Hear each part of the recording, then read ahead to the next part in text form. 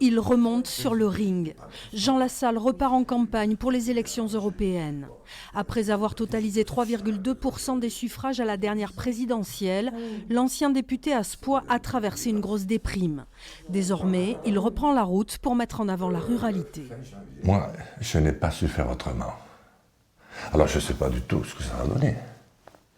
Parce que le comeback, je ne suis pas anglais, mais c'est toujours plus difficile que de continuer dans la durée.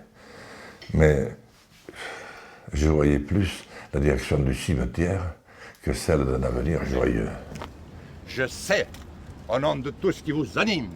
Je suis né pour me battre, pour combattre, pour défendre aussi et promouvoir, et puis essayer d'infléchir à ma manière, selon ce que je sais faire, le cours des choses.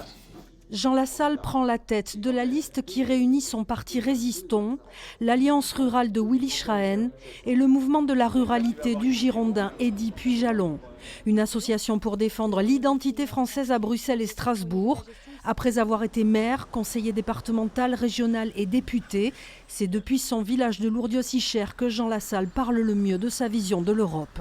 C'est revenir de nouveau à une manière de se parler authentique, à une manière de se parler qui ne soit ni extrême droitisée, ni extrême gauchisée, ni extrême macronisée, et de parler aussi bien d'un petit village qui vous émerveille, d'une sous-préfecture, d'une grande ville ou de Paris.